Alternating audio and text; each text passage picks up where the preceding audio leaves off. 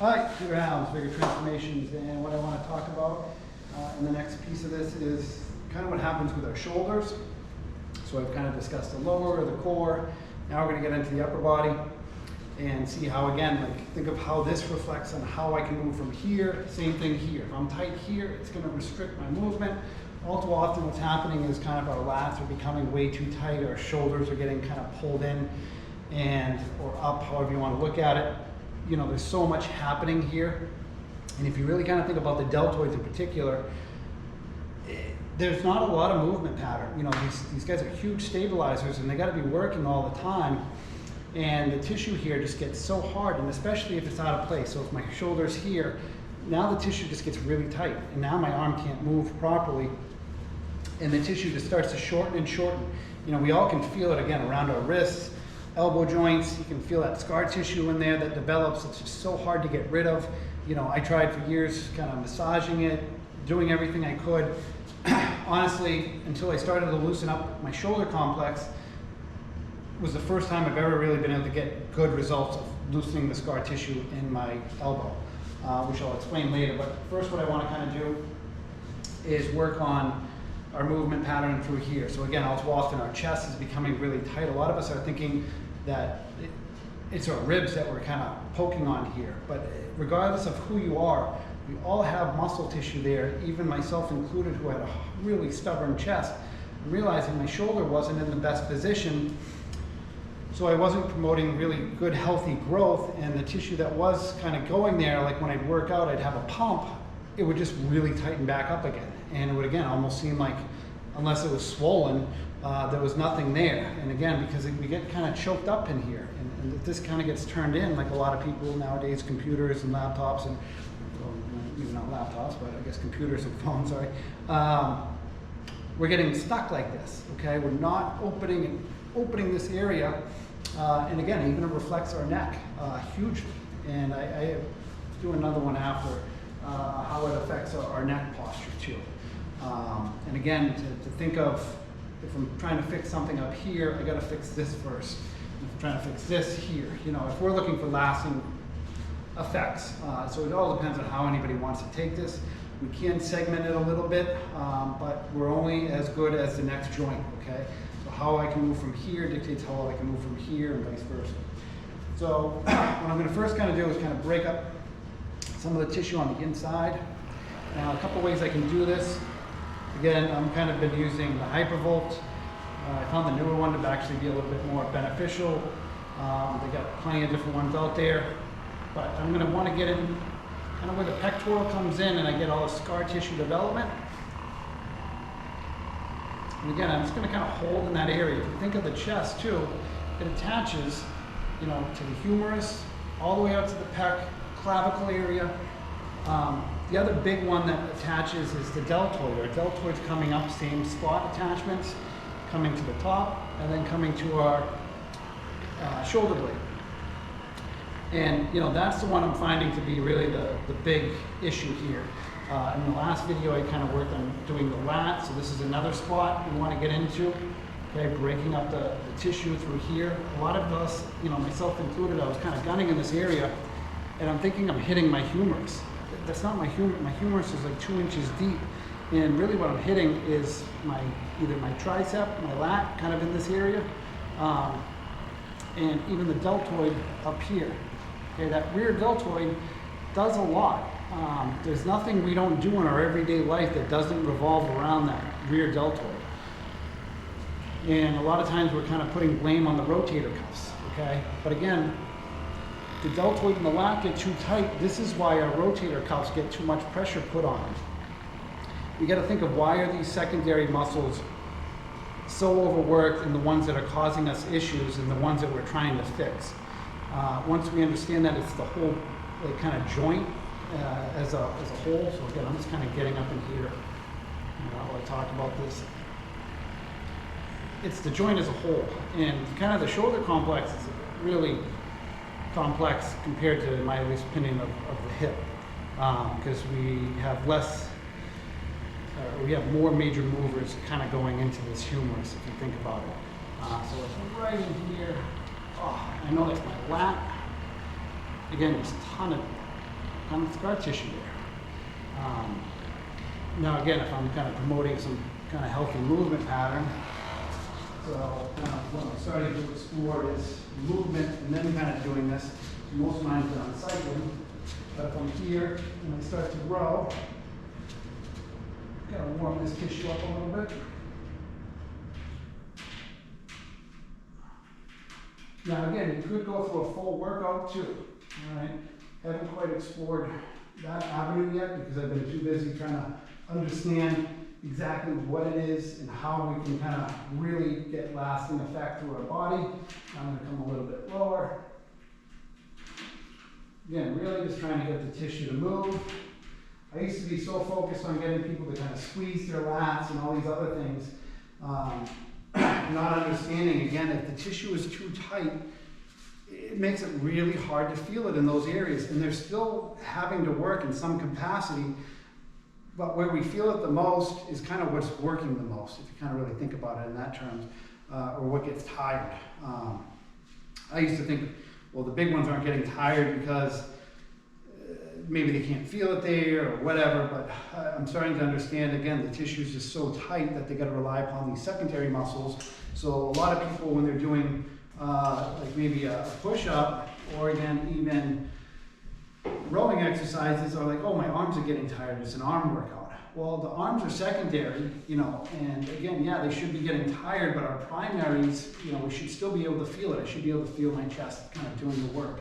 And I know that's kind of some of the hardest things to get people to feel, and that's why I'm kind of, again, liking kind of the suspension training again, a little bit more over the weight training, is because I can get bigger movement patterns with these things and work my stretches that I can't with weights because it's putting too much force or torque on the joint. And I want to be careful because again, if we're putting too much weight on the movement, and you know what, I can kind of do some push-ups while I'm here. If I'm putting too much weight on the joint, then I'm going to start to tense. And that's the one thing we're kind of want to try and avoid as much as we can. Is that tensing. A lot of times, again, you know, myself included, I used to push myself so hard, but again, I just never stretched. And I'm sure I developed, you know, so much scar tissue because of that. Going to a fly a little bit. I'm just kind of pushing and squeezing. Now again, if I had somebody helping me, this would be great to kind of start loosening up my scar tissue. Again, I'm in a big stretch position. Okay, so if I get in here, I can do it with one arm.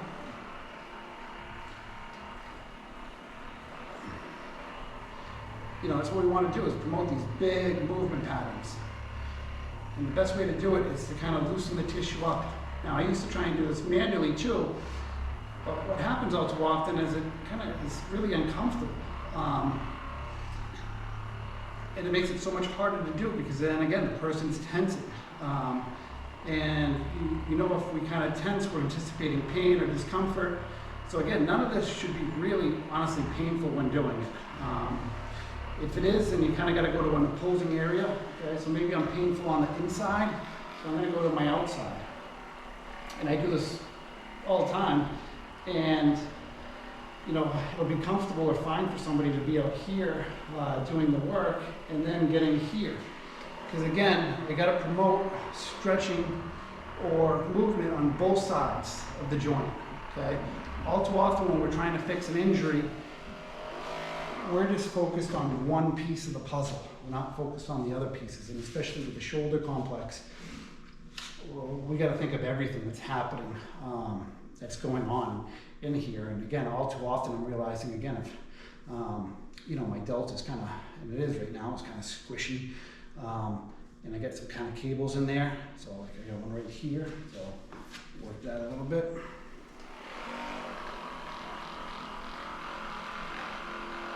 That it's not doing its job properly. And that's a kind of big thing if you think about posture, right? So if we know we're not in a good position just moving every day, and then if you watch a lot of people kind of when they exercise, unfortunately, they may have a neck issue, and then they're lifting, and then they're doing one of these. So again, what's that doing? Putting more pressure, you know, gonna maybe give me a headache later. it's promoting movement, but again, we got to kind of really start to understand. I used to kind of cringe a lot of times with people moving, and you know, everybody's so quick, like, oh, well, don't comment on, you know, my posture, and I shouldn't be doing this and that. You know what I mean? And that's fine. I mean, to each his own. But I always look at it as, you know, sooner or later, everybody's got to pay the piper. You know, and I'm again, perfect example of that. My right hip. And other issues, and realizing it, and again, I'm one that looked at form, and I exercised, you know, tried to put up as much weight as I could. I exercised for looks, I exercised for flexibility, but nothing was ever lasting. You know, and I kind of feel like we all kind of go through stages and out throughout our life, and especially as people start hitting 40s, 50s, 60s, you know, then they start to kind of really notice it. Now again, I got stuff done with exercise. I got people in their 50s and 60s to do things that they hadn't been able to in years. But that also took them doing stuff on their own, dieting, moving, because again, if I have more weight on the body, it's also going to restrict how well I move. And again, we all really have a lot more muscle tissue on our bodies than we realize. I definitely am amazed. So again, I'm just kind of getting into the deltoid. I want to work the pec area, like I kind of started with. I want to work the lat. I want to work the deltoid. We want to stay in these positions maybe 15, 20 seconds, even longer if you can, to kind of get lasting effect. All too often, you know, people are just moving. If you notice, a lot of times I'm just sitting in spots while I'm talking about it. And what's happening is I'm here, and I'm noticing as it releases, okay, now I got to go here, here. And that's the other part to it. There is a science to this, and an understanding of how to release. You know, again, if my car breaks down, I'm not a mechanic. I'm not going to go fix it. But we're all too often thinking, you know, we know everything about our own bodies, and because I understand anatomy a little bit, I know how to fix myself. And, you know, we can to a certain degree. But again, I've been doing this for 20 years, and there isn't a day that goes by that I don't learn or understand something new about the body. And it's kind of quite amazing in my opinion, and that's kind of probably even why I've figured half this stuff out, because, you know, I'm someone who spent almost every waking minute for the last 20 years thinking about this stuff and trying to understand it, so that I can help other people better, and also help myself. And hopefully you guys can start to understand this too, and it will start to, you know, really benefit and pay off. Again, this is one of the only things that I've found, and I've tried them all, and this is it. Systematically releasing the body and understanding what happens, and then exercising with it too. It's kind of my next stage on this, is kind of implementing movement patterns that are based upon healthy, productive posture. Okay? I'll make another video of just kind of hitting it, but the next one will probably be about the neck, sorry. But we got to loosen the tissue here, here, here. I mean, it's the whole area that we got to facilitate to get the arm moving better. That's the next one I'll actually do, so an arm video for you guys. But again, you got to think of, I got to get stuff moving in all these places. And again, the good thing is you can really sit in front of a TV and just kind of sit there doing it once you start to understand it. Hopefully you guys found this helpful, and the next one will be on the arms. All right, thank you.